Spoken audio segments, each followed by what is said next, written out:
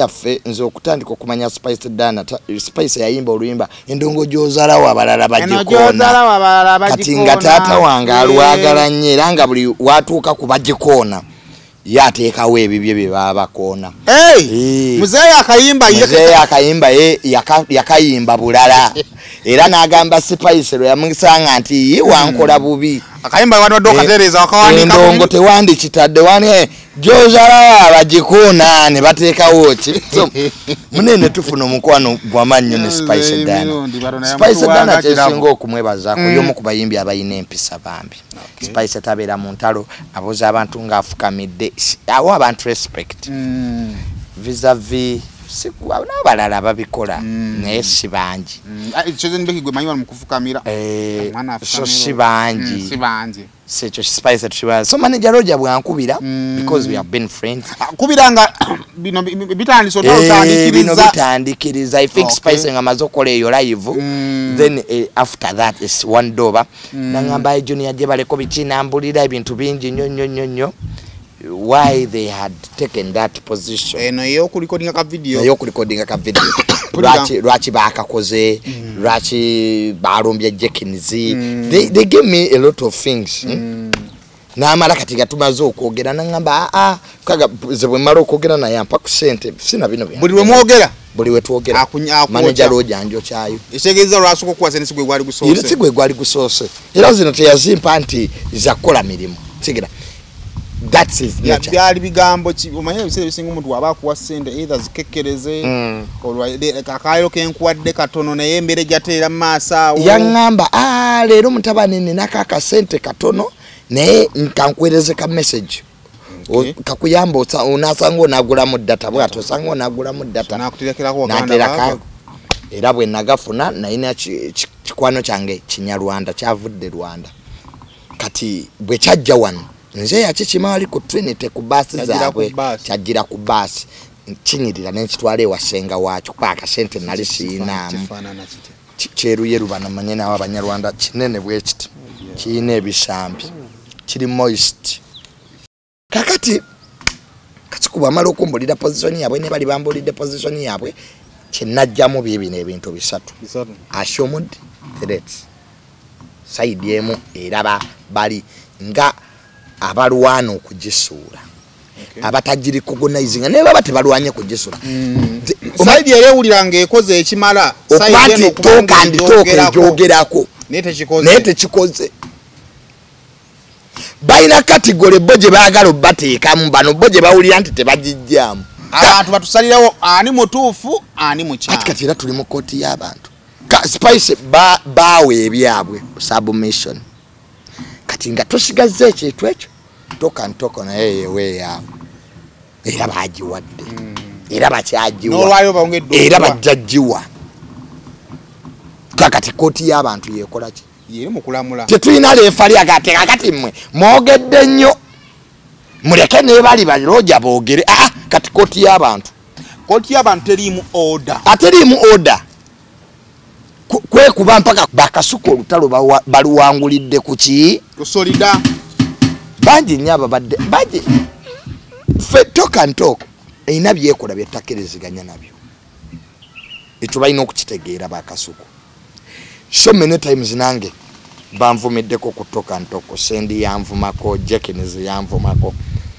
ne bandi badde nnonye ensonga wemba sasulira eno si nnungi kubasasuliramu otegera even if I wanted to support Spice this is not the right cause tebaddamu era mbasaba batoka ntoko kasuku Jekiniz sendi I humbly tell you it's enough now tubawuliriza to sympathize nze namwe era tulumwa kulwammwe Jekiniz tulumwa nnyo nawe olw'ekigambo ky'olubuto ekyakuvuma yes era unquestionable toka ntoko ekisooka twetonda ku lwa Spice Almutawa Enterprises Limited bano bakugu nnyo musonga za real estate season na oyagala kutunda oba kugula ttaka wekwate Almutawa Enterprises Limited tulina ploti ez'enjawulo enteketeko bulungi ate nga ne bbeeyi yaazo esobokera ddala ensonga zonna ez'ettaka wamu n'okulikulaakulanya tuzikolako tugula sako n'okutunda amayumba era tusolooza n'abapangisa oba okulabirira ennyumba zo abakozi baffe bonna bakuguka era bakozesa mazima meereere tusangibwa ku Hoima Road Nasana Municipality Wakiso District Esimu 0753 oba 0705 tufuna ku WhatsApp +973 Polytechnic Mengo eyita abantu bonna abagala okusoma course ku ddala lya higher diploma, national diploma ne national certificate nti okwewanisa kugenda mu maaso mu courses nga fashion and design, hairdressing, catering, building and construction, electrical installation, auto mechanics ne plumbing. Okwewanisa kugenda mu maaso eri abamaze senior 6 nga bagala diploma, abamaze senior 4 ne P7 nga bagala certificate. Tukyalire leero ku Kabaka Njagala Road okuliraana olubiri lwa Kabaka kumpi ne Olcom petrol station oba tukubire ku 0414 27 26 Kampala Polytechnic Mengo mujjemu ewandiise leero. Kale kusema official najo sinziro kubanga atotulaba subscribinga ku mukutu guno okusobola kubanga atofuna videos ezifaanaganako bweziti yonna gyo wangalira mu bitundu by'ensi kibazo okubeera nga ate kuuli era genda maaso okubeera nga ate subscribinga ate videos zino zongera okubanga ate zitambulira ddala. Kale nzikiza mbere nga nkutegeeza ku bannaffe aba SMP Tours and Travel agamba nti gweyagala okubanga ate otambula okuva mu ggwanga muno bajja kuyambako ku processingira ku visa bakuyamba ku paperwork bye weetaaga nga tonagenda ku interview ya visa. Visa guba mukisa naye n'engeri gye weeteekateekamu nkulu nnyo kakati bo bajja kuteekateeka bulungi osobola okugenda otuuka mu maaso g'omuzungu nga at least talina byakwekwasa waba wakuma kumme bummi naye nga talina kwasinziira nga tulina nsobi gy'okoze. Kale aba SMP gwe banonye ku namba yabe eri ku screen ebisinga oberenga tobitegeera nkwaniriza nako olwaleero abali mu kisibo tongera kubanga tubabuuzaako abannange mwe bali kusiiba naye mmala okusiibulukana ddala bali mu Uganda munywa amazzi akasana kangi drink a lot of water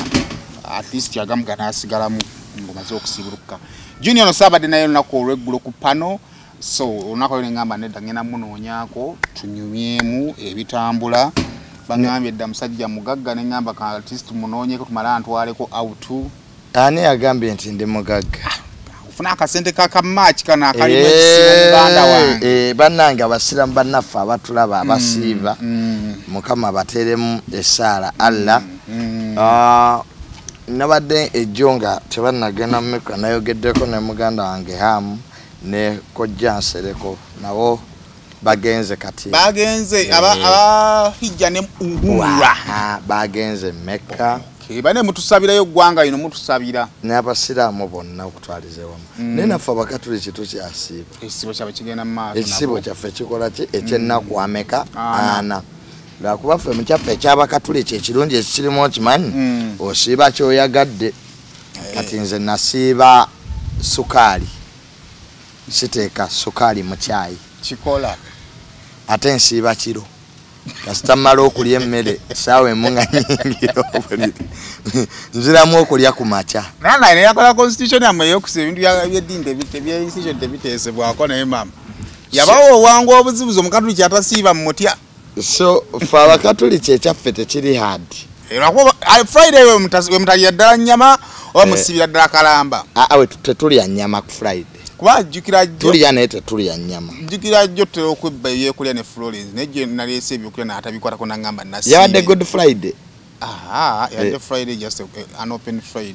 Friday nze manyi Good Friday abakatuliki we tutalya nnyama n'angamba nti leero owo nasiibe tugenda bbirya so kyekirungi ekirimu soke tusabe mu kisiibo kino enjawukana ezibadde mu busiraamu abantu banaakwatagana nolabako nga Mufti Menkaze wano ebigambo byali bingi byayogerwa abamaseeka nga abamusiba mativu so ebyo byabwe tubasabira bakkiriziganye twagala mukkiriziganye kubanga ffe kisinga ekyo saasobodde kubaawo ku pano nadde na graduation ya mukwano gwe muganda wange bamuyita Roni yabadde amala bya mmera basoma catering kati bagenda kukola restaurant ye yafuna dde omulimu naye ebintu ebyo birimu ssente ate nali sikimanyira Simon nyinza okuddayo n'ensoma ebyemmere kubanga bachefu abo bafuna kasente akawera buli mukolo bayinza n'okupangisa okitegeera so ebintu ebyo birimu ssente no ebyo nali ngamba bana abaana ku eno institute eya Kampala Polytechnic Menge eno nti abantu bagenda ne bakwata ebintu bino ebyemikono ne babisiiga erinnya B yino bajinda eri National Certificate in Hotel and Institutional Catering okitegeera eri Mengawo nabo basomesa eby'omu mutwe kati chef ono yennyini azalawo eby'omu mutwe anonya the best chef n'omusanga akuta obukadde 2 kamu kitundu kamu akawadde chef kati n'omubuuza nti omwana gw'osindika okujja mu mawulire nawe gy'owulira nti batuwa emitwalo 5 kiyinza oba si kituufu naye era tewali simuka watali muki muliro tine baba kwakadde kamu nga kadde kamu inogulako engoye oyina okusula obulungi oyagala utambule bulungi oyinza okubanga bwenkanankana n'afuna emitwalo 5 kituufu so ate ensi kati eyaffe egenze mu middle income ti abantu ennaku zino bali mu apartments edda apartments omanyi nti okulira nti omuntu asula mu apartment kyabanga bantu balina ssente walina okubanga either organization yekusponsor salinze ne kati is a necessity omulimu omulala ogugenda okufa Sayima oguli mu lusobo be basazi b'enviiri ennaku zino omanyi nti abantu babeera n'abasazi b'enviiri babasangaka abamu actually agula amashini esala mukyala we n'amusala ennaku zino enviiri bazisaliraka kituufu ekyo nange nkimanyi nze ate munene nali sikimanyi nina gye nalaze nga family esimbye layini bali wali babasala nviiri ne mbagamba mmwe saloon tebazimanyi nti twazivaako kale wala abantu abetaga saloon wakakati nganze kati bottled water amazzi g'omubucupa edda twanweranga mu buveera leero gonna gali mu bucupa so zizibu okusanga amazzi g'akaveera kati ng'ani aganwa nawe omuntu nga wanywa ku mazzi g'akaveera nga so ebintu bizze bitambula ebintu bizze bitambula emmere kati ya online abantu tebakyasimuswe nga baleese yes so waliwo modernity gye tulina okwembracinga nga bannayuganda for the better kireeseeko ku buyonjo kireeseeko okulya ebitatuukiridde so bwete ensi bwetambudde kubanga wali kintu kibi nga kulya kintu olubuto lukuluma naye ng'otalina kyakufiira nga talina kyakufiira bannaye otugenda otandikira katono jo twakisiinyizaako naye leero erinnya izitutu Zahara Bamugobe Zahara toto yali yayagala dde okgenda nasemba musanga wa Captain Mike Mukula nga n'oli Natalia naye yafuna omulimu bali mu kuyiga bya nnyonyi baagala kukola mu nnyonyi Natalia mu nnyonyi agenda kukola yoti kati Natalia ate kati y'omu ku ba personal secretary ba Captain Mike Mukula abisho namusangako ne mu meeting ntera okubeera wa captain musangayo nnyo kati everybody olaba media weetuuse bano bakeizo ogenda kyatta nnyo eŋŋamba awo vibe olugambo lwafiiridde olugambo abantu baali tebalufunamu naye nga lulina vibe gye luleeta lukutuusa ku bantu ab'amaanyi ate naddala kati ng'oli mwana muwala because bino ebintu byetulimu ebyentertainment byakwetega tutunda showbiz kitegeera tewali nnyo abifunamu naye abantu betufunye social capital nti Sayima osobola okuba no n'olinnyo ennyonyi nze ennyonyi zonna zenninnye ebbiri mu bulamu bwange siinaako wa Luganda azinsasulidde anti yapise n'ampita bonna mikwano benzijje wano ebintu ebisiga byennina ewange Sayima sibijja ku mulimo gyenkola ne mikwano nti nobeerawo lwaki lwa mikwano so kyetufunye mu social media social capital kati fensi yanditutegedde etya kwasifa abasinga okwogera ate ne byetwogera oluusi si bye byamagezi nnyo ebiryawo naye ofuna favor nti Sayima ofunayo abantu bo 4-5 bootambula nabo abategeera omulamu ago so kakati bazaala beesanze mu kizibu ekisooka bakama baffe ku mativi n'amaleediyo tebasiima UCC bwekeera nekuwandiikako ekipapula nti mwayogedde kale bule ku muntu TV tejja kuyimirira naawe they first think about their brand ate ne UCC bwejja eri mu intimidating a license yaabwe anti the TV is their stakeholders okitegera even UCC as stakeholders some things need dialogue if bakamabo they are willing because what shapes ebintu bino byonna betuli mu dialogue ensobi zikolebwa era amawulire gakuba n'amawulire againa be editor againa ba producer againa buli byuma ne bava ne betonda twana story je twakoze so ebise ebisinga bakama baffe they don't want to stand with us UCC ku punishinga ne ku mulimo ne ba punishinga abise singa UCC cheko anyway nakuzina bakati no muntu bakunona uli UCC kati futuna emega kao musumba igao twali mu covid yao ya inawe yayogera we played the video neba penalizing a TV ngeno kusasula engasi kati nakuzina kunona nawe nyini ayogedde gwengo omuntu kakati ekyo kiteeka omukozi kwanga olugambo erubo olutuufu TV efuna viewership nefuna ba sponsor awo bamulungi mukasera awo wenkubirawo ngensera erawo mukama waaba akwagala nnyo olumu nakuwa ne tipo wacho negunde tomukutemo osegera bamu naye ensobi egyo kati police ennaku zino lwaki abapolisi bali reluctant government yakyusaamu mu tteeka byokola bibyo ng'omuntu si bya poliisi luli poliisi yayiriranga abantu kale wa poliisi agamba nyende ensobi ebeewo mu operation bamale baŋŋaye nti omanyi sergeant Nankani ogenda mu disciplinary committee ya poliisi ozegera byewa executing in the process of doing your work they are out of law so mu mulimo gwonna nga you can be sacrificed you must have a plan B. So plan B is exiting. Kakati plan right B is now exiting kubazaala totabo. No kadi wabakadiye. Emyaka jejo. Maybe for a show. Na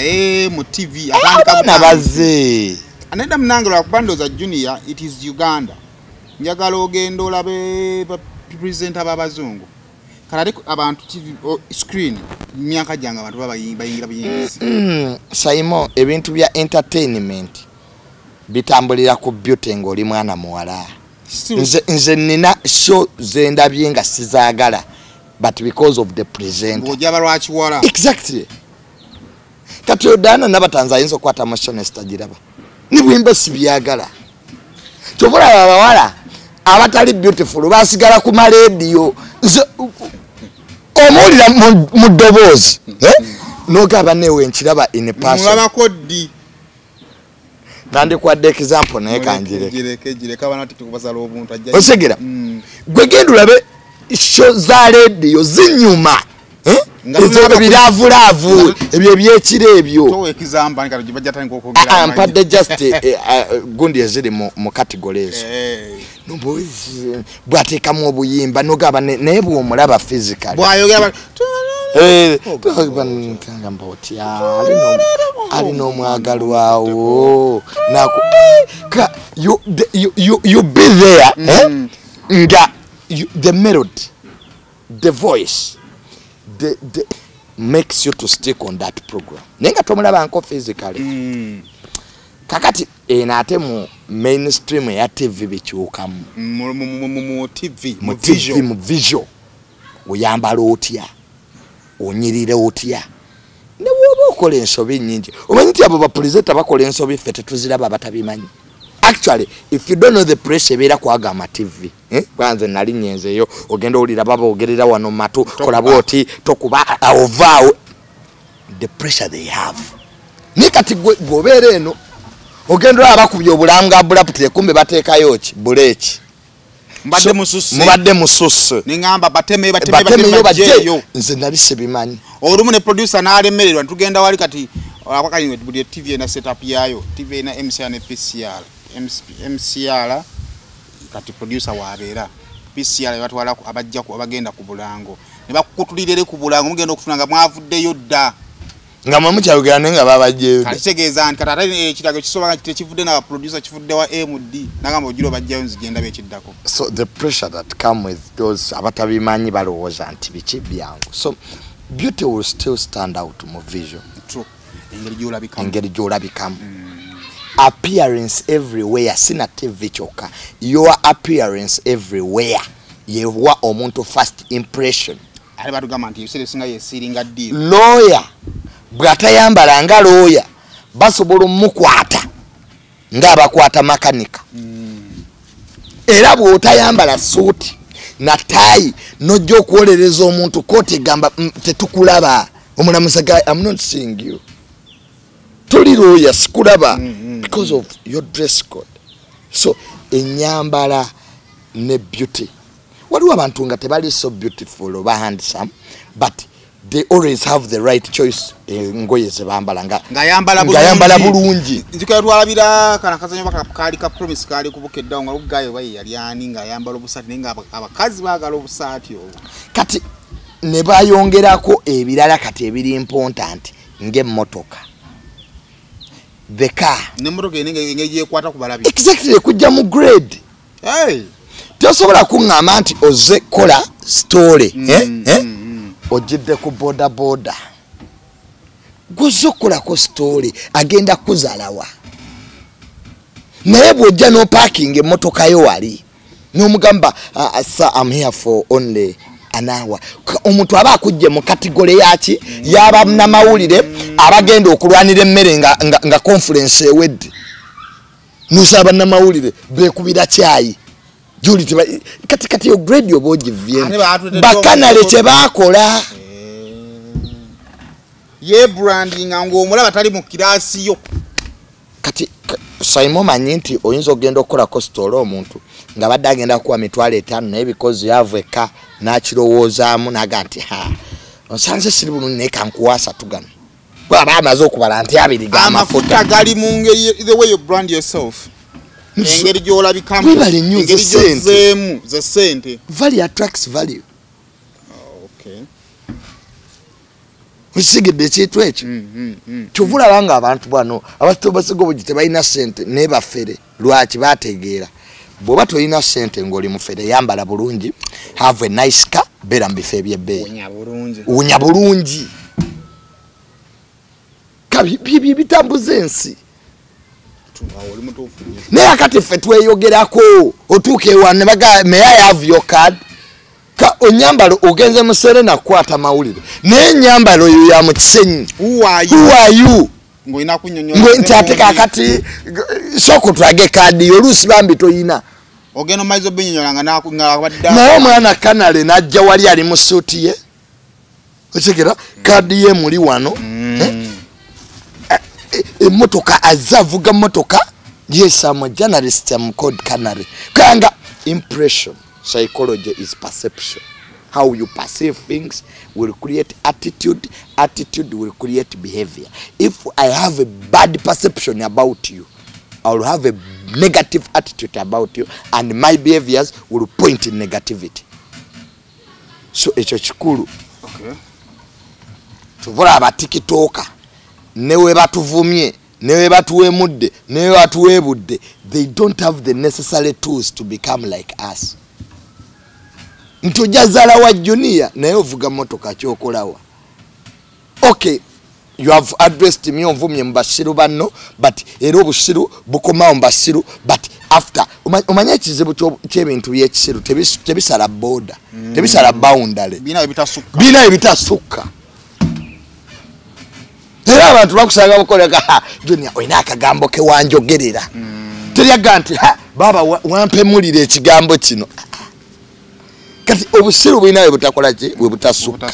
zina borders ng'enzigi we zitegula waliwo n'ebisenge we bitayingira ate ng'ebisenge eyo obusiru gye butayingidde we wali ssente we wali emirimu togenda genda muntu kuwa mulima gaye nti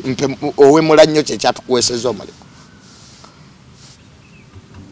Kyekitegeeza actions zo zikomawa ye mu baani. Do they people nze ngamba nnyo abantu nti mu banda bamulimu abagagga. Njakwanga kutegeeza kuba naffe aba Wildlife Million EU. Wildlife Million EU bakutika ebizigo okubijja mu ggwanga ya USA saako neggwanga erya South Korea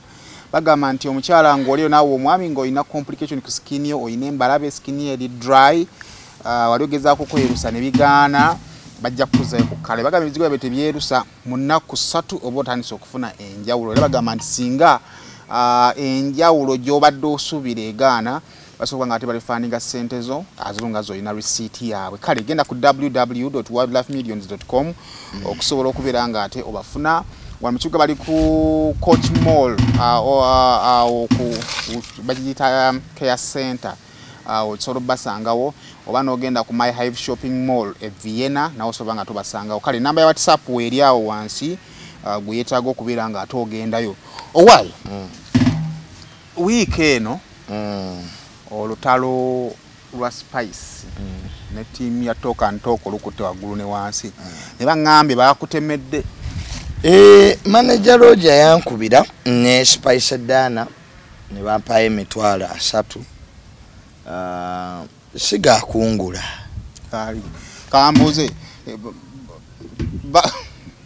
bakukubira manager Roger yankubira bampe their side of the story.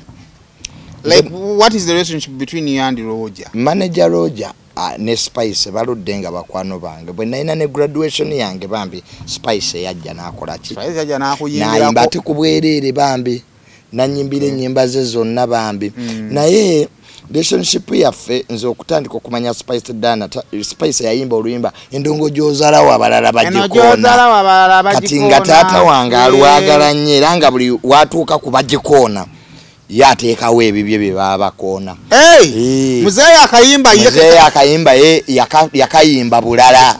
era n'agamba Spice lwe yamusanga nti ye wankola bubi akayimba wanodde okatereeza wakawanika endongo tewandikitadde wani gy'ozaalawo abagikoona ne bateekawo ki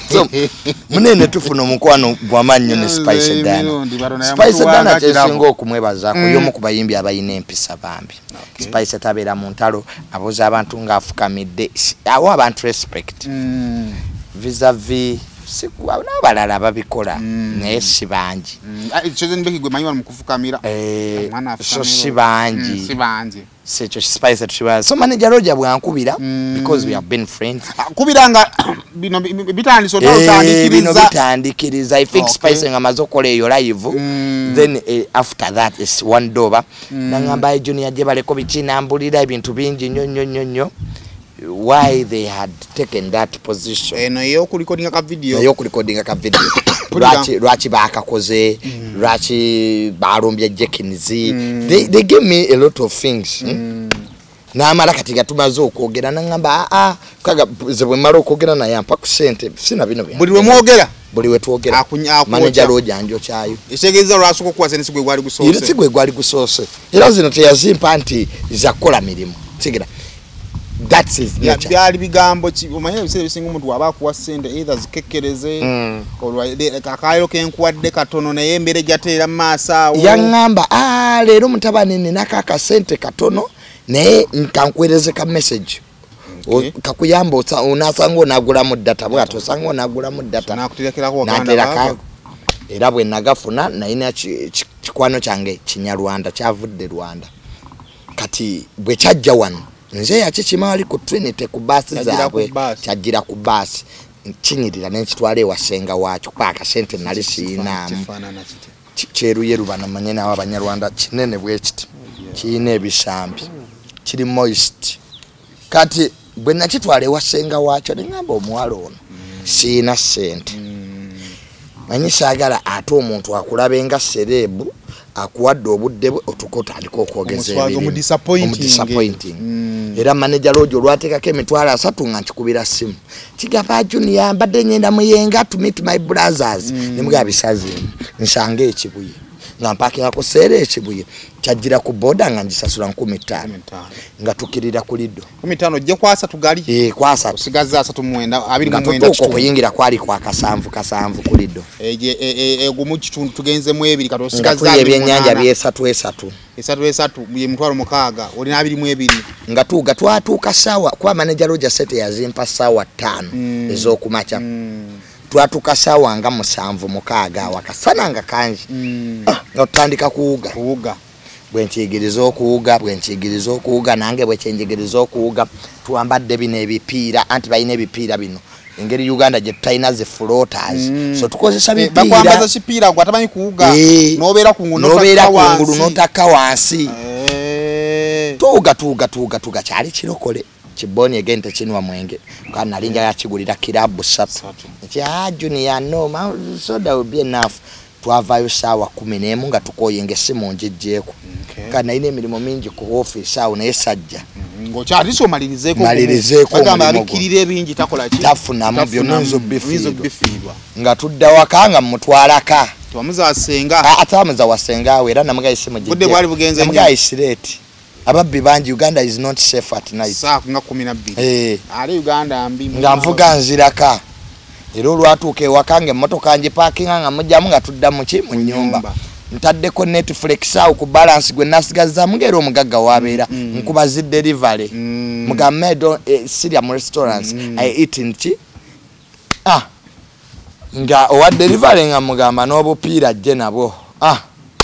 nga nyingira mu nga naba delivery na kuzi bupiira babo delivery anti obabulira gonde joyagala chocolate apple watermelon bino ana bibesimbanga bino position ya head boy twajagala sajagalanga so yagalanga ba sanitary bwachi girls prefect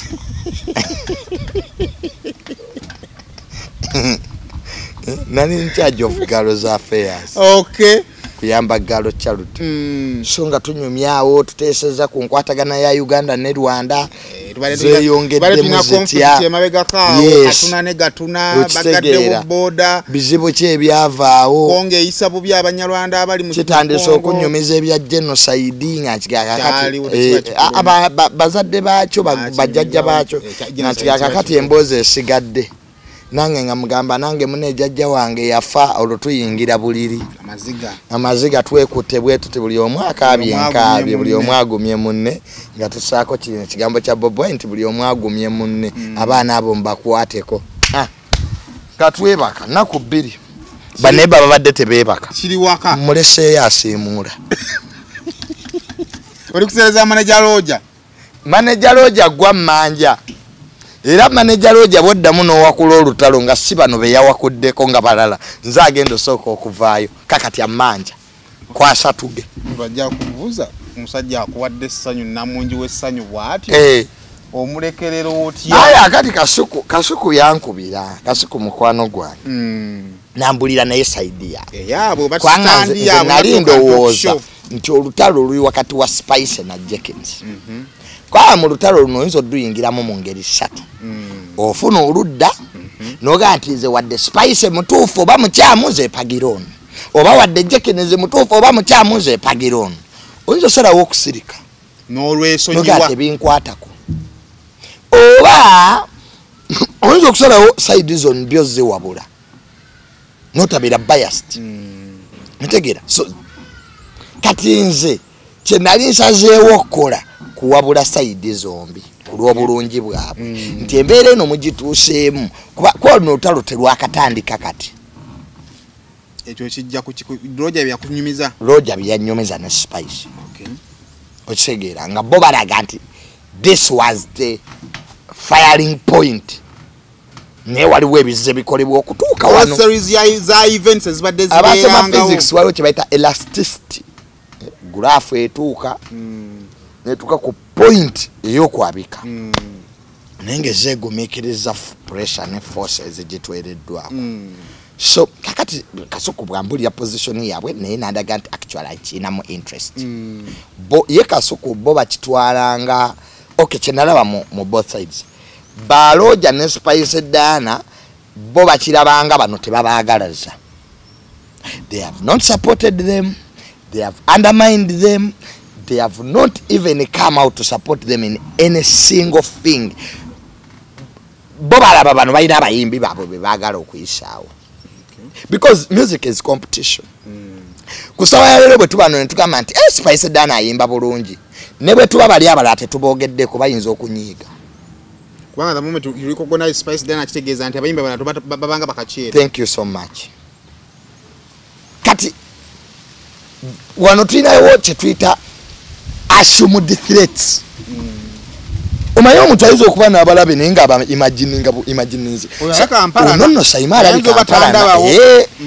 olabye n'amaaso bwe twatuuse Saima amaaso ge yankubye olabye n'engeri gye yayimiridde nga mbuuza assumed threats ninga bambi oyinza okuba tukola ki kati olutalo luno lwonna ekiruleese assumed threats buli sayidi eraba erinnyiriddwa batya mu bye baŋŋamba bo baalaga nti bano bavudde baliwa balooja side ya spice egamba okutyo bo balaba nti brand bagitaddemu sente nnyingi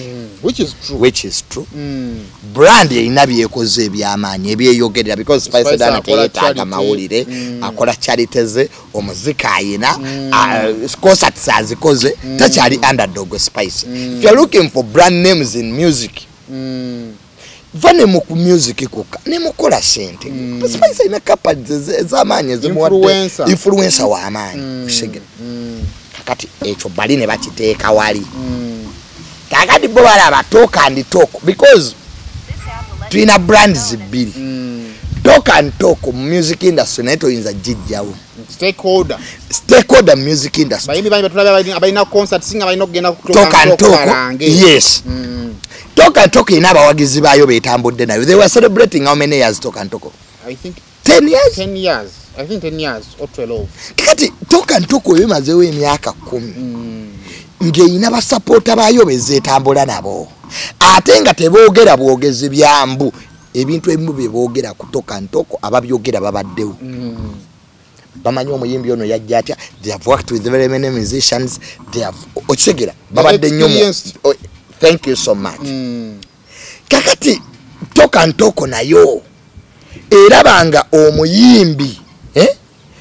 aina okunoonya their stakeholders you can choose to work with them whatever method gyogenda okozesa that's up to you you can choose not to work with them noganze talk and talk sagala banjogereko sagala kwatagana nabo nokola ebibyo or you can choose to open on them nogati nze ngenda kubalwanisha ntule mu simu yange mbavumi every choice ebeerako ne effect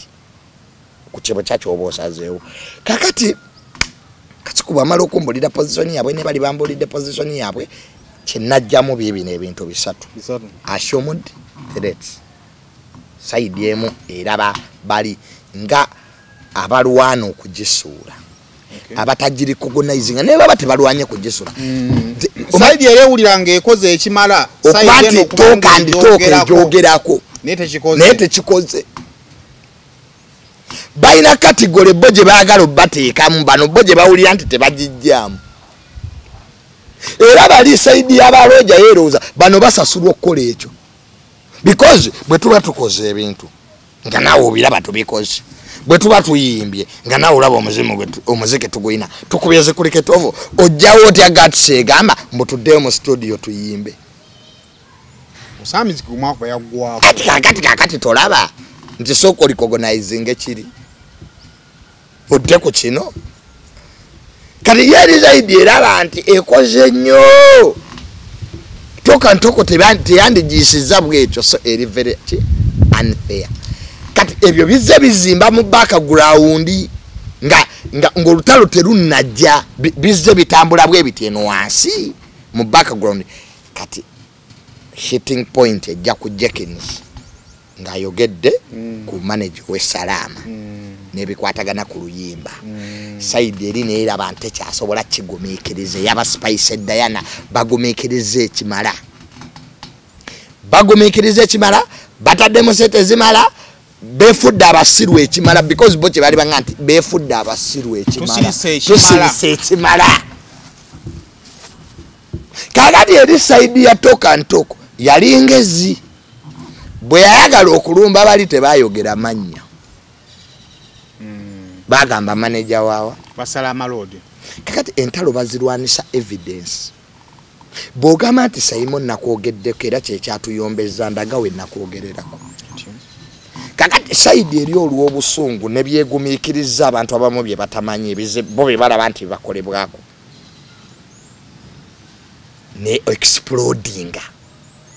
kwe kulaba Spice Dana nga JSM ayogedde ebigambo bingi side ya talk and talk yo yeebuuza kiki kye tukoze okutuuka ku mbeera ki gye tuliko kati lwaki Spice avaayo n'atwogerera bwati twakoze eki kati tegeza tebabadde bayina ebizibu ebitali addressed on both sides kale kisinga okunnewunyisa there is hypocrisy somewhere waliwo obuli bwenkwe wakusaidi ki manager Roger ayogera ne Kasuku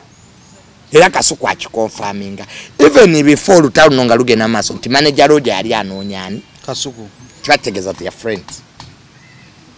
banyumya biti they have no problem being friends goes far they have no problem but if they have no problem lwaki batuse kwene embeera like before this incidents tebade nabuzibu ati kiba kiti kutegeeza nti bonna tebali true to one another ebizibu byo babadde nabyo tubula tutuuse wano otegedde naye nga buli omu tayagala kutandika sayimo tuliza okuba nga tuli ba frenemies nga tuli ba mikwano naye nga nanoonya ddawa we nkutandikira kali kayeke yayogera esegedde nga nanoonya wa we ntandikira olutalo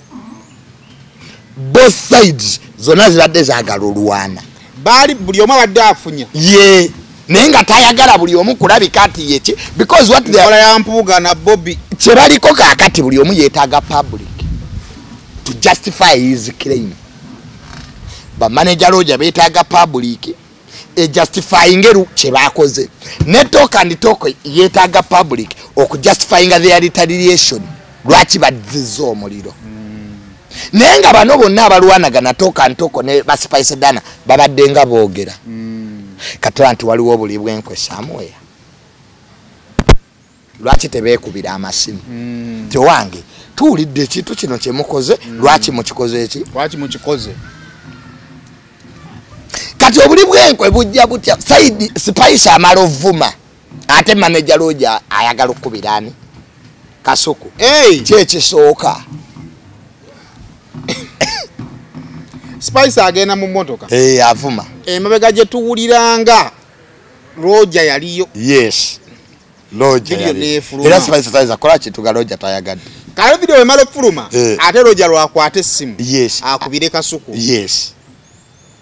kati kye kyandisoosawo era ndowooza osooka n'okuya Kasuku kati there is mistrust waliwo obuli bwenkwe what comes first okubye essasi erisoose mu lutalo ate kati ogamba nti oyagala kuteesa bane mujje tuteese ngomaze okuba essasi kati ekyo nakyo nekiddawa nekiddawali kakati talk and talk Kasuku teyakwata because Kasuku yeebuuza what comes first onkubira ongamba kati onkubira naye byogera okungamba ensonga ze twandisolovinze kisajja kikulu ozitutte ku mutimbagano mu public court gyolopye mu kooti y'abantu omaze okulopa mu kooti y'abantu ate okomyewo ate kati oyagala ate tuzikwate kisajja kikulu tanti awo bozikutte kisajja kikompanya kyana kito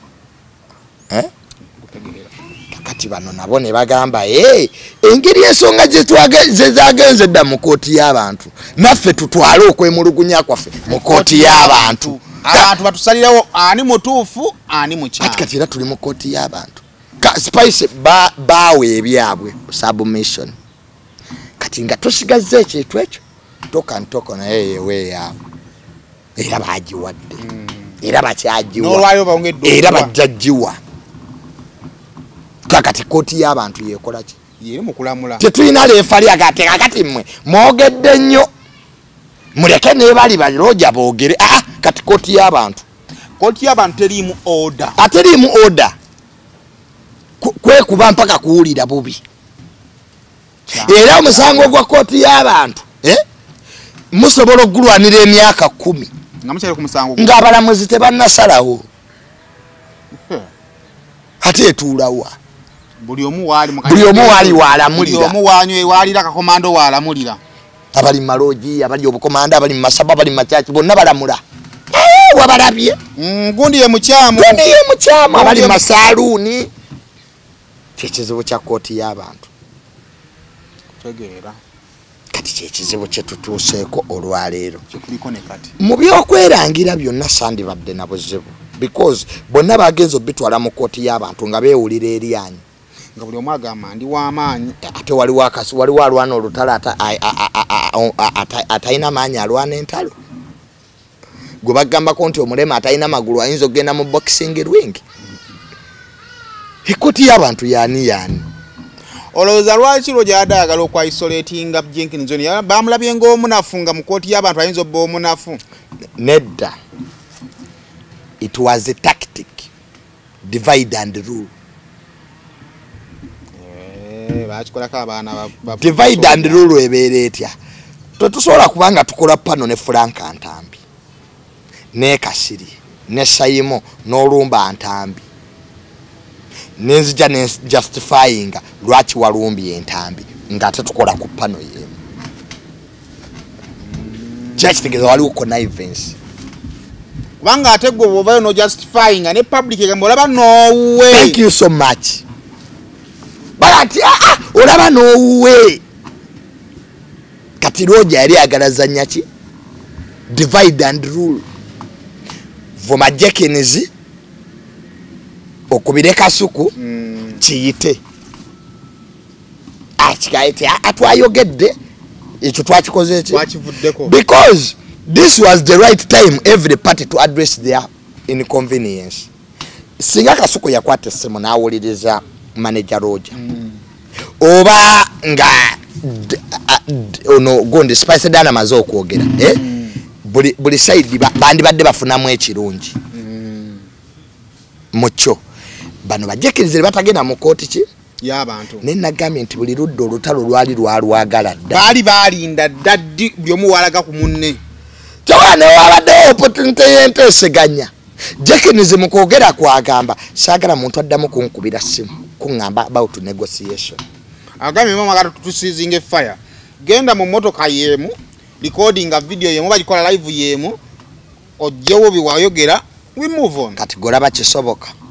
ubanga asobola byogera lwaki kibate kisoboka anti asabye ekitasoboka egoism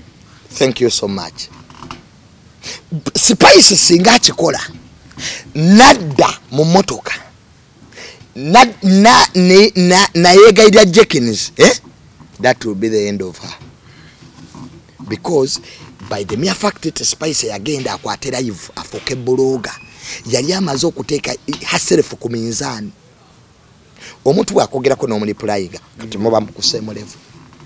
yali amaze okukwata obuyimbi bwe amaze okukwata kaliya ye amaze okukwata family ye amaze okukwata business ze nga zitadde ku minzani era olutalo luno terusigadde wa Spice yekka ne family ye ba Jenkins bayogera ku family ye taata we nga wali obubi oluvannyuma lwa Spice okugamba nti Jenkins ayagenamu abukadde busatu ajje mu video ye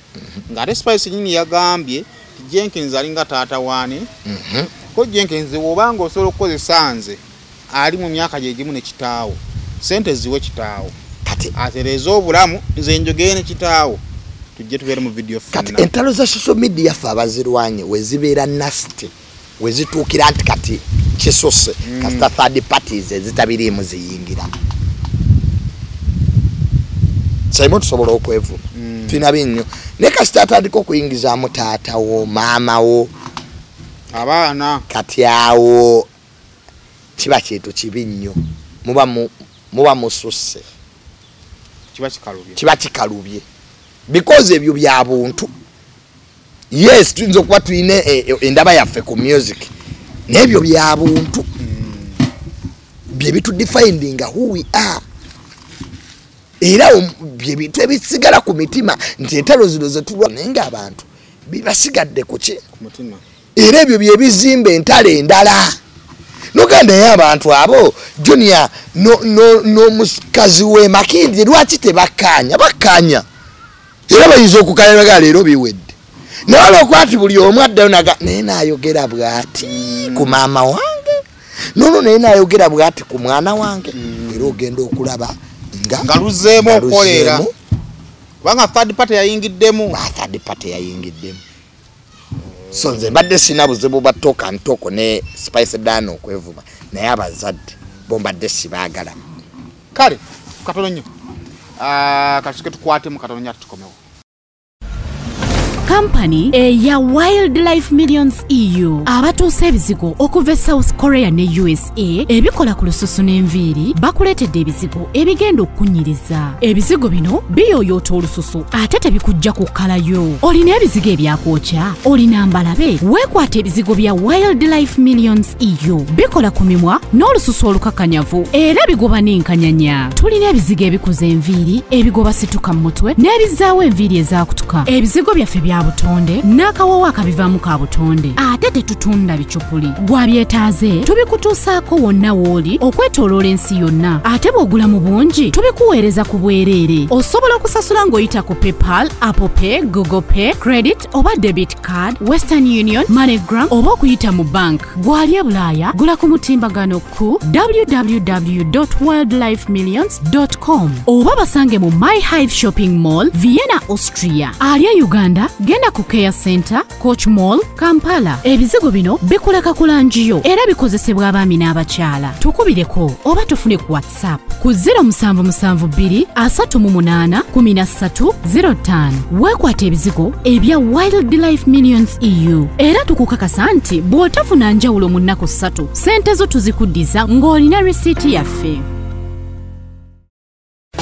Amanyo gakuluma gaguba olisa ludda lumu gakunyenyera bosaayi ekyokya oba ekinyogo gagasanyalala ebibuno bijja omusaayi galimu ebituli tokyalya nnyama senyesa nana habo mouthwash gwe tukomezaawo mu ccupa empya enyigiddwamu ekigambo nana wansi ne mu mbiriizi kakasa nti alambiddwa bw'atyo gwe bakuguza musange mu supermarket ne famasi zonna era yawandiisibwa National Drug Authority. Kale kwika mu bulango obwo ne banafa ba Almota Enterprises Limited batunda proti ku bukadde 10 osokubanga tuyafuna proti eziriko ekyapa kale bakuyo ku namba yabe yesimu eri ku screen yawo ate okusobola okubeera nga tebisingawo bifo bimanya. Rosemore Beddings batunda bya mukisenge ogenda basanga kasubi awo ova ku bitaala genda mu maaso nga agende kasubi ojjo kubasanga bagamba nti oboyaga ekisenge kirabike bulungi beekwate bakutunza buli kimu kye weetaaga ekyo mu kisenge ate nga bagamba nti gwe ali ebweru w'eggwanga osootekayo akasente ko mpola mpola then wekawera n'ojja nono n'ebintu byo oba n'otuma omuntu najja n'abeera nga nona ebintu byo. Kale kaakati Junior nina byonna tubyogedde how do we kubanga leero lwa mukaaga yes on Saturday last week which makes it 1 week we are in the same mbozi. Waliwo kubabadde ndaba bakasuku kumacha nga muku byabadde bavuma bakasuku muli basajja bakulu muli ku mwana omuto nino omwana omuto yazze mazina gachi genkima but the more it elongates of course ebintu ebyo bisobola okutandika okukola ki okujjamu kati buli side artist egezezzaako ku proving a point eyogedde but how do we move on? Nga tsinaba kutuuka ku how do we move on so far olutalo lwoli lutya Lojja yalina strategy ennungi kwa yali alwetegekedde to weekend yakubira Frank Antambi yakubira n'amawulire bangi okubaguza idea ye abamu nawuli abawaneeko sente bwe kigambibwa kesitayinaako kisifunyeeko bukakafu bujuliza aleta ankubiranga kati tula kubako gwe nkusufayo kati Lojja yali ayagala okwekeninga bakasuku n'atamanya ekintu ekyo nti abantu bava mu Spice Dana ne Toka Ntoko ne bidda ku bayimbi n'abamawulire wetudda wabaddewo obutakkaanya bungi ku buti abayimbi gye bakola emirimu gyabwe vis-a-vis abamawulire osegedde kakati waliwo solidarity bakasuka olutalo baluwangulidde ku ki solida bangi nyaba badde bangi fe Toka Ntoko ina byekola byetakireziganya nabyo ekyo balina okukitegeera bakasuku. So many times nange banvumiddeko kutoka ntoko sendi yanvumako Jenkins yanvumako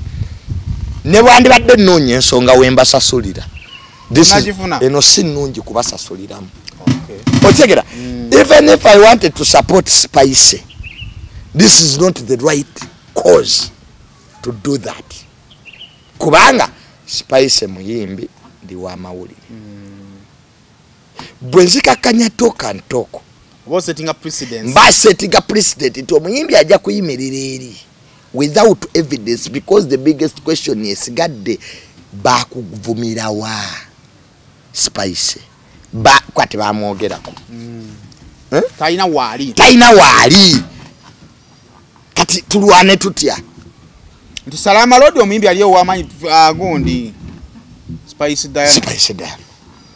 kutujo besinga kati tetulwanisa evidence kubanga tuyinza oba tukyali ku Spice Diana ne manager Nekoji ono yatugamba ati Pastor Bujingo yamuwa ne gundi naye asulaawo Biswanka nebiswanka naye avyaga Salama Road litojjo naye muyimbi yes abayimbi bangi basulawo Salama kakati gwe ngatto zakutuuse butuusi manyi omuntu ayinza okwogera ebintu datakuteeka munene olabanga bikukutteko bikwatako noka abadde ogamba lwaki obyambala kakati gwe eyeeweeza omumba gwe bazikuba okitegedde ekintu ekyo kakati netosigaza solidarity abatayogedde netukola ki netusirika siwakuba tetulina byakwogera tuzi okuba naffe tubiina ng'enkola ya talk and talk si buli omuntu ajagala method yaabwe naye ne lwakubadde kiri bwe kityo si eno right cause because akaseera akatuufu kano tekayina evidence. In fact kati Spice yalumbye eki bali kakati nga tuzze kizibu nnyo komya olutale abalulimu nga bakyalunyumirwa katono nnyo atona agenda kukuki ekiddako olina kyoyogedde nekibaako kye kinteekako anyway nze Kasuku mu mawulire mpulira nga mmanja lwaki Kasuku in his capacity ne size ye I think he has always recognized me unconditionally something ekizibu nnyo kuba amawulire kubanga buli wamawulire alaba avaayo ayagala mulaga nti gwe tolina kyokola ki kyoli kati olumu mbeeramu akonti nedda ne musajja wange nomukola ki omubeererawo naye kirala nze kyenakirabyemu nti mulimu akamanyiiro lwaki mufumiza music video mutadde mu lookalike ya Jenkins kyendowooza nti you needed Jenkins naye omulumbye toyogedde naye oyagala kukola lutalo lwaki lwaddala ekyo bwe kityo naye awo ngeza ku justifying reasons waki ng'owamani sokuba nga ndi kusaidia yabakaki yabakasuku katono nnyo wano ogenda kuda lwaki ng'owamani sokuba kusaidia yabakaki yabakasuku naye ekibuuzo babayimbi kuba nabo gye bali mu inbox za Spice basirise bulijjo tuboogerako ng'abannanfuusi why have they kept quiet naye nga ne mu inbox za Spice gye bali nze Kasuku alinga muganda wa era ffe Kasuku atukoledde ebintu ki naye saagala kutambuliza lutalo lunawo nja kulabikanga agamba nti okay wadde basobeza naye Kasuku nze dutambuliza ku kintu ekyo there was no clear evidence to warrant Spice Diana okukola ekikolwa kye yakola nzawe ebya Kasuku oba mukwano gwange oba muganda ekwaze embeera nnyo nga nayogedde ano Kasuku byankoledde tuyinza osulawo n'ebyo wembyogera ndozinga point omuntu ayinza okuga ati John yanti kati goli biased naye kati nze abawagizi ba Spice bampe ekintu ekyo bamwogererako wa bajja kuzza ebyemabega Uncle Edward yagamba nti baya concert yali ya Freedom Festival yali ebadde ki bayine bagenda bakokomboza empola mpola mega maybe lwaki tebabireeteraawo lwaki tebabireeteraawo kiba kitegeeza bayina ekigendererwa kyabwe ekikusike kibali bagala okuyisaawo nga bokekana akadde kaabwe akokuyisaawo ebikola ki ebigendererwa byabwe ate ffe tugenda kukolera ku bigendererwa byabwe ne baba mikwano gyaffe era nze Spice nga tumaliriza okugenda ne mugamba wakoze ensobi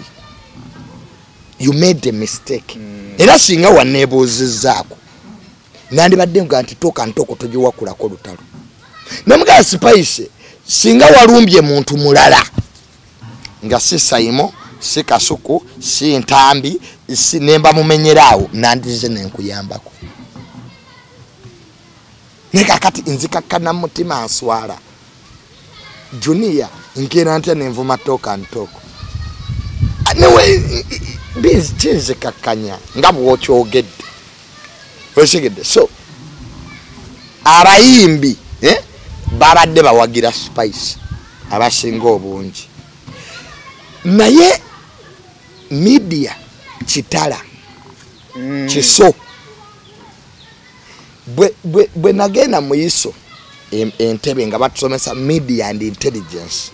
kose yasooka batugamba media is a battlefield naye ayina ekiso ky'amawulire abawabulabe nnyo nti amagye gakwata emmundu naye wonalebo Namboze nga ayagala kwekalakaasa oba bubwine emizinga n'emmamba givaayo okitegerezeka ko ayina amawulire kakati nga baki players mawulire g'entertainment bali ku ludda lwa Kasuku kizibu nnyo abayimbi okujjayo burandi zaabwe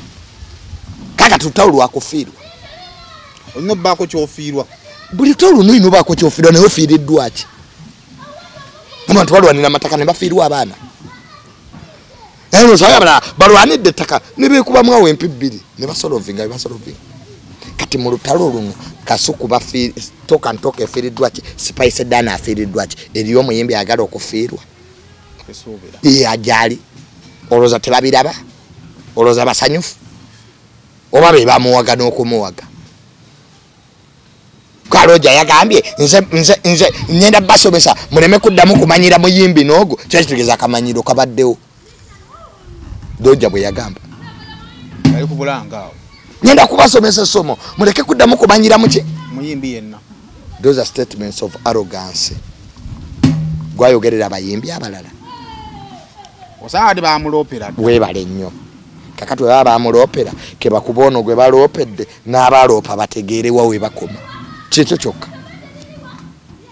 wangaliwo abayimbi abalopera manager Roger tasobola okudisciplininga toka ntoko ke basookere ku ono oba okuva kwa Toka Ntok Radio ANC yaleerowooza nti baagwa Toka Ntok tesobola gwa because ekibakuumiddemu ogwo omulimu is information is experience si bizimbe pulogulamu eno ne bwe tugikolera mu Serena ne tukati oba ne tugikolera mu kifo kyonna ekifo si kye pulogulamu content fabamu kyovulaba abantu abasinga obungi tetugenda ku TV otulaba tuziwo nokola video nefuna abantu okusinga TV because what is the main people tiyegwe radio size zakola bakasuku bye bali boogera ne content n'obumanyirivu bwabwe bwe bubataddawo we bali ne bibakolera ku radio ne bakolera ki ne bava ku radio era basigala b'amaanyi n'okusingawo to demonstrate nti bossi bifo ajegedde bati bakasuku kyesinzo bebazaako in all circumstances ze babaddemu n'ebizibu it is their unity si b'amaanyi kukolera wamu naye okolera awamu abo Jenkins abadde tasobola kulwanisa manager Roger bwomu talina agomanyi Jenkins ne solidarity ono n'aleeta naye solidarity era bagamba sendi program zonna ffe abasoma media bwe zibanga za opinions ezisukka ennya singa otukyaza wano ku Junior oyina amagezi oyogedde bulungi nnyo katowulirizaako ku balala eno submission yange noja genda atosanga omulala nga naye awadde narrative yatulabe nti ki nga yentuufu kakati bo bakolera wamu ffe abamawulire ekitufeebeza okwati tetutuuse ku ttutumu nga baakasuku kwewalana bwe olaba ngalo gwe bakubye nga munnamawulire gwe guba mukisa okulinyira ku munnamawulire munno ofune bu views naye nga ate naawe weesimidde ekinnya eri gye twatandikidde waggulu twatandikidde ku Zahara wala genda ofuna omukisa ogw'okukolayo shows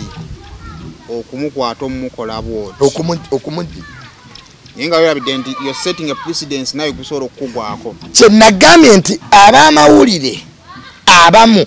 tebakkiriziganya na tokantoko n'enkola zaabwe bayinza okuba tebazikkiriziganya nga n'abali ku seeti eya tokantoko bannamawulire abamu oke tetubaagala tukitwale nti tetubaagala siga ti tubagala kiwange ekizapu naye no si ye right cause tugguse kino tusooke tugguse kino ekyo ejjoogo ly'abayimbi okulooza nti omuyimbi ajja kuyimirira gy'ayimiridde alumba ab'amawulire ku nsonga ze basobola okutuula wansi w'omuti wali ne bamala singa Spice Dana yatugambye nti there have been an initiative a dialogue ey'okwadressinga ebizibu byabwe twandibadde tugamba naye Kasoko lwaki omukazi temumuvaako tudde wali how do we move on because onako olwaleero there is something kyenabira kwa Uncle Eddie amaze n'akiraba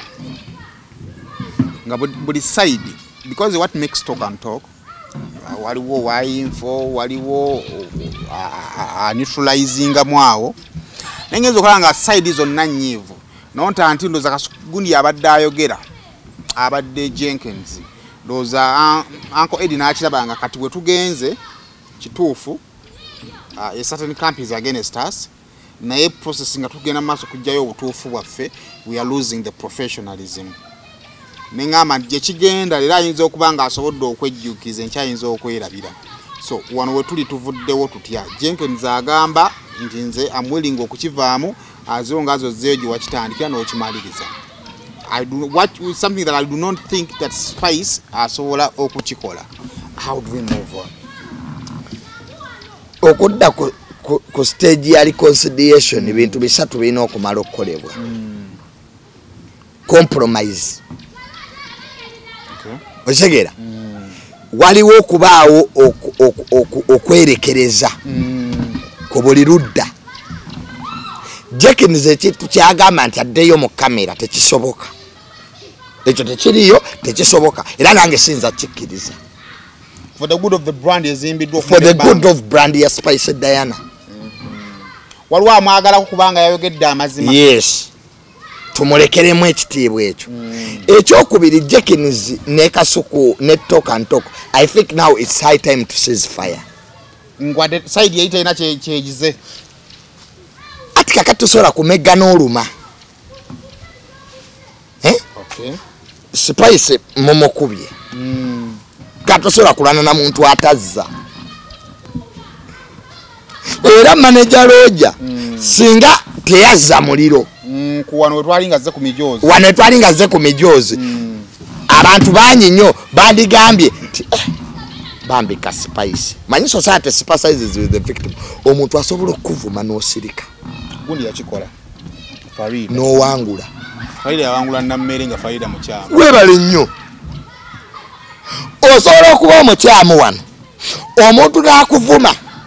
Nose kikweno gabikira Maria nnyabo bucyango njagala. Ompadde omukisa guno. Abantu ne basigala naawe omusirifu. Because that's the law. Society will always sympathize with the victim. Osobola okuvuma omuntu n'omufuula mata ne hero. Ye Bobi Wine. Tumuvumye, tumulangidde, olaba abamuvaako Bobi Wine. Mu bivumo byonna bye tumuvumye, tumufudde muzira. Kabuli omwaga olaba bamulemeddeko, abakutte ewaluma. Ewa batalina makulu lwaki bamuwa amakulu. Lwaki tebavuma Abedi Bwanika. Opposition sebe ina abantu bangi. N'abyagaliza ku bukulembeze bw'eggwanga bangi. Naye sebo okwogerako emyaka 5 plus kati waliwo wano headline yafuluma nga Bobi Wine talimu. Sawa abira mu news. Afazali tumuteeka mu lwampaka. Netufune eggulire limu kwata. Netufune eggulire likola ki?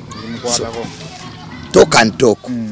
Kati ine kusezinga fire. Tubawadde opportunity tuwulidde ensonga yaabwe. Olwokusatu baavaayo. Yes. Leero bavuddeyo. Yes. Wadde empidi ne ku lwokusatu singa batayogedde bakomawo. Olwokusatu tebaddamu. Era mbasaba batooka ntoko Kasuku Jenkins Sendi I humbly tell you it's enough now. Tubawuliriza tusympathize nze nammwe era tulumwa.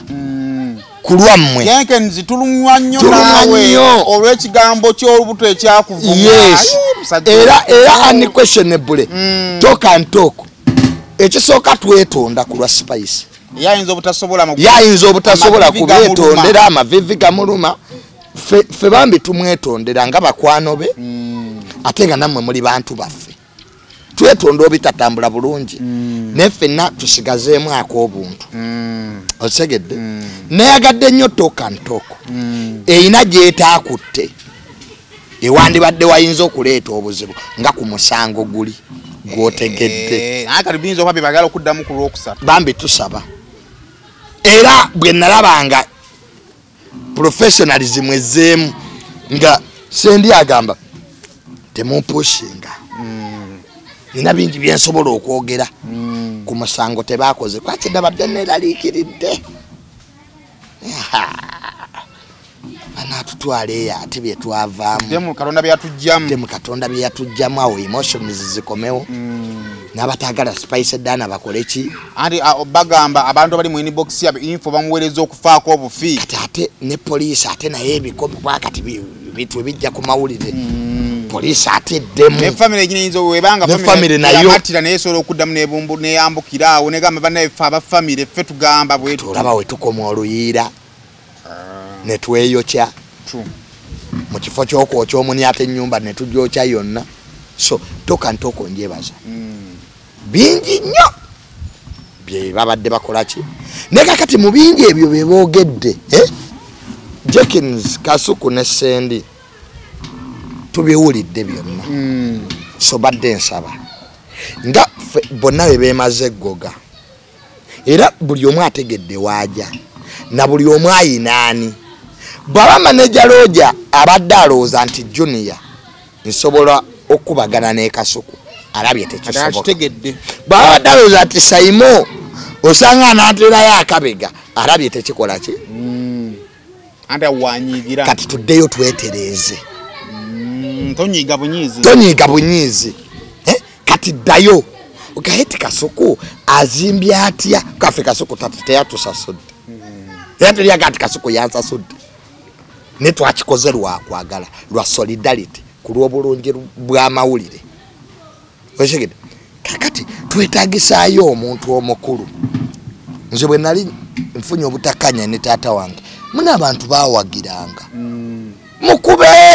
Junior gwe mutuufu nga neri naye eri yabakola ki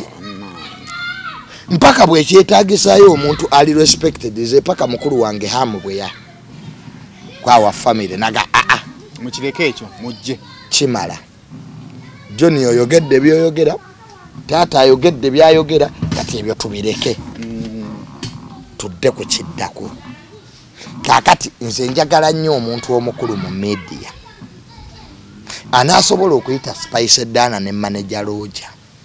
ayite ne toka and toko baleme kudda mubiri mwara atandise mutukoze biki ferere tutekewo mechanism olwekyo obutaddamu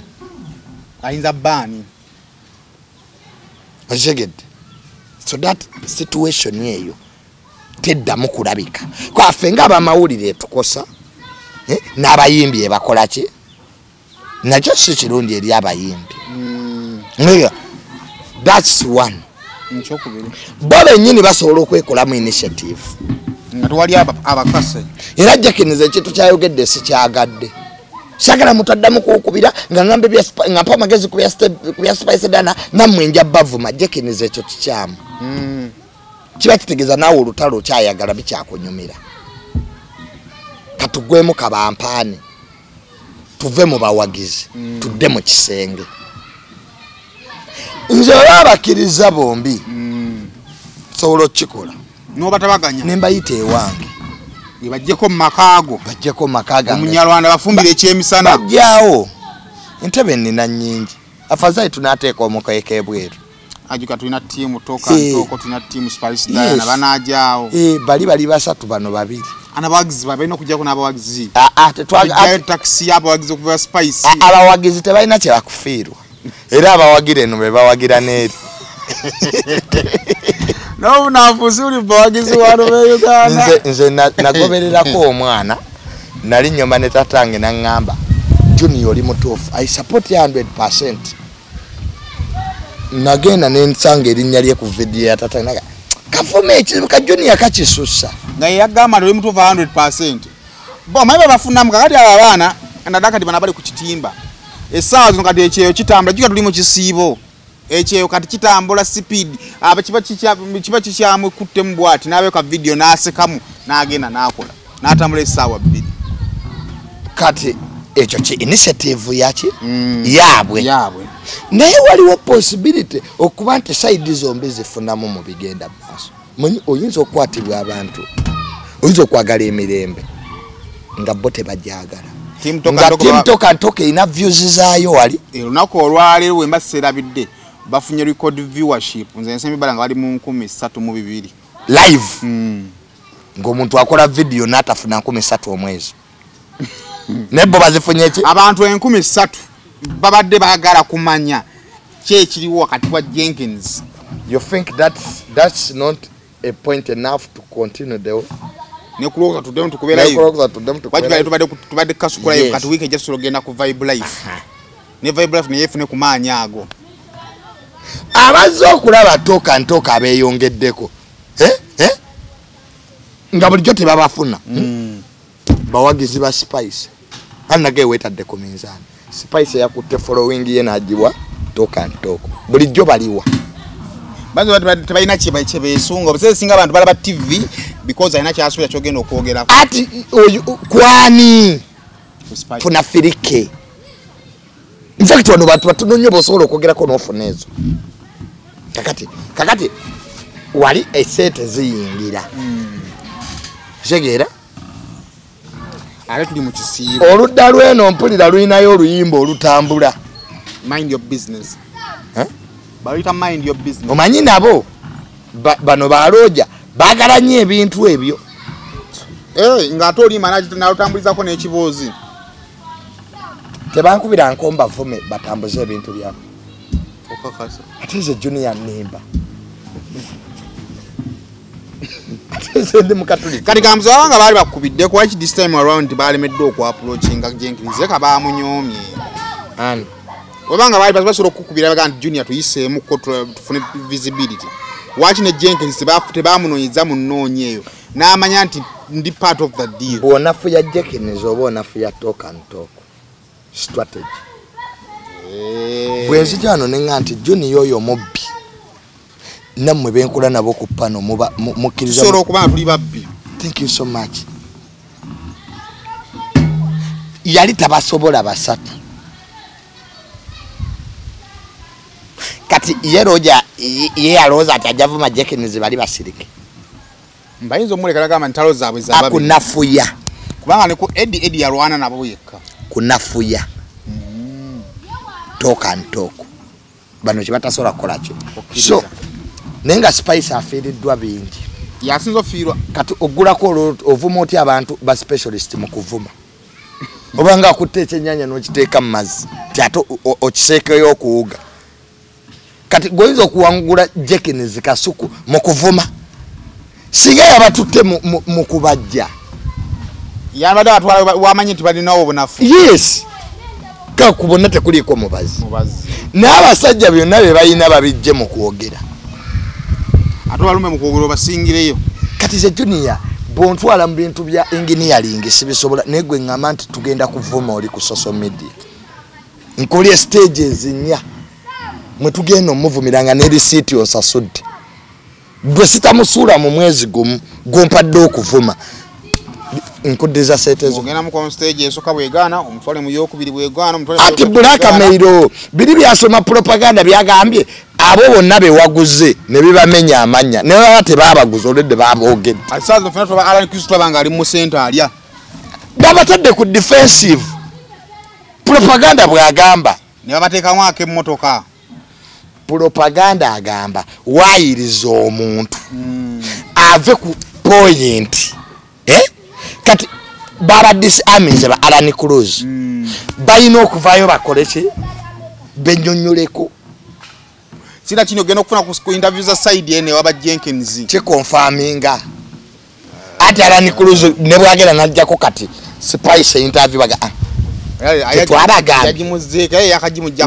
lwaki gondisi yagenze nabiko ne Megatron ziliga 3 interviews nakalaba omuntu yenna asooka kuba imejiyo nga tannabako bakita bombardment media ki to discredit you omuntu ayinza okugamba lomu Gashumba yali mu studio ne Waiswa namugamba Gashumba toyina decorum nze ndiroya ono gundi gozotya wano era Frank Gashumba nadduka naafuna MK project ki kati wadembo okwogera nga asazeeko ku NBS luya taina answer luya taina title junior tumalirize so n'olwekyo toka ntoko bwe yeeyongerayo neesukkawo bajja fuuka abakyamu kibakozeko kimala ba demonstrating their power ensiba standinze nabo kati tudde ku next phrase of reconciliation ekyo banakikola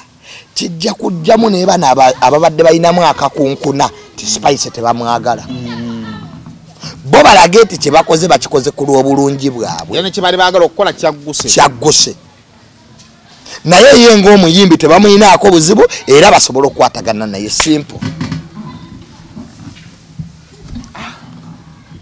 ne bwe tuba mu lutalo ng'eggwanga nga Ukraine limaze okkubwa bateekawo process ey'okuddamu dizimba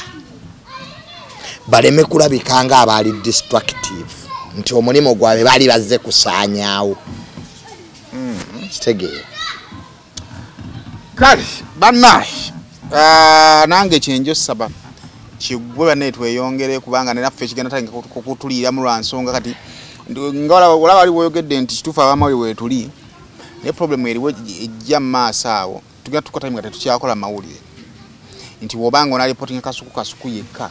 side ya spice third parties zijja yingiramu endala so kati nze nteesa solo kimalira awo ne tulinda ate ekirala kigwe bawangudde ate kati muwangudde byombadde mwagala okuyisawo mubiyisizaawo people batono nnyo n'abamawulire abalwana entalo ne tubeera nabo naye ku luno so Uncle Kasuku, Uncle Jenkins, we respect you and we love you so much. Yet you had a good point to come out and clarify. Spice Dana yakole ensobi, but it's now enough to ve mwebyo. Fena tulibana Uganda ate industry fene tuetaga. Fena tubetaga. Uzigira industry yetaga talk and talk, industry yetaga Spice Dana just kwewa kitibwa nga abantu. Tuwangane ebitibwa. Tutegere nti buli omu wa mugaso. Bwe tuba tufunye obutakanya tubusolovinga tutya. Tulekerawo okwata obutakanya bwaffe butwala mu kooti z'abantu. Naye tuba tulina ensonga entuufu zifa. Ekyokubiri tunoonye nnyo entalo zetuwakula. Ojja kugenda owakula entalo ku bantu abantu tebalina byakufiirwa gw'olina ebyokufiirwa kakati kaliya gy'otaddemu ssente bwetyo sipayise ogenda ogyonoonere mu lunaku lumu mu lutalo lw'osobola okutuula ewo ne weesonyiwa ekiyita ne kiyita oyo oli mu kalina nze mwanaatu bwe nnyenze enkula ate ntegedde nnyo nti abantu olina okubeesonyiwa n'obavaako bannanga okusirika kitone kiva eri Katonda era bayize kati kyensaba Katonda Mukama mpa obukakamu oli wakumanyiza bogenda ku buliri webaka n'ogenda mutoyi n'opama munogenda okulaba ng'ekyo kiyise era katiza abantu banyiza ne mu flashinga naye gondi gwe kankupame nimmala neneba naye nakupame nyankumaze obusungu nembumalire nze kati wensugwala nnoonya toyi eri okumpi abantu bamu beetaaga kupama bupami naye weeyagala oba eŋŋange bakola dda strategy. Ladies and gentlemen, thanks for webale nnyo okulaba ono yenna n'abwa mouthwash amannyo nga gakuluma olira sayidi emu gavaamu omusaayi ebinyogo ebyo byokyagali gatandika okusanyalala Nana Habo mouthwash beranga atomufuna ajja kubanga atakuyambako. Kale Kampala Polytechnic Emengo bagamba nti batandise okubanga bawandiisa abaana mu intake ya 2024-2025 ku mutendera gwa national certificate ate n'omutendera gwa national diploma. Kale bagamba nti nno osokubanga otwala omwana n'omuwandiisa mu national diploma in fashion and garments, kina national diploma in information technology, national diploma in information technology n'ebirala bingi nnyo. Balina ne short courses zosobola okubanga towandiisaamu omwana. Introduction to computer, MS Windows, MS window processing n'ebirala bingi nnyo. So twalayo omwana beringa ate omuwandiisa. Kale ngenda baleka this Saturday tutambudde bwe tutyo. Thank you so much. Kyopikinzeemu kyoba otwala wetuwulira nga tetutambudde nga bwandyagadde tusaasirireyo naye eyaliro bwetu bwetambudde. Mbere bulungi mweraba. Ginger Cordeyo. This is for the women hustlers in Iganga and the boss ladies in Kamuli. It is for the shakers in Luka and the makers in Mayuge. This is for all women in business in Bosoga and surrounding areas. The PSFU Women's Day Katale is back under the theme Bridging Economic Divides for Women's Prosperity. It is happening at Damwater's Rugby Grounds in Ginger from the 15th to the 17th of March. Come network with fellow women entrepreneurs, meet potential customers, market your business, enhance your skills, get inspired and take your business to the next level. Get open at 9 a.m. and entrance is free. For more information, call 0702-369-372. PSFU Women's Day Katale is proudly brought to you by the Private Sector Foundation Uganda in partnership with the MasterCard Foundation. Stress no more if your dream is to go abroad. SMP Tours and Travel is here for you. We work on your travel documents like passport and ticketing, and we can get you visas for countries like Turkey, Switzerland, Iceland, Finland, Germany, Netherlands, Denmark, Dubai, England, USA, Bahrain, Canada, and South Africa. We are located on plot 9, Lumu Street, Kampala, Julaina Complex. You can call us on 0759-793-767 or visit us on www.smptoursandtravel.com. SMP Tours and Travel.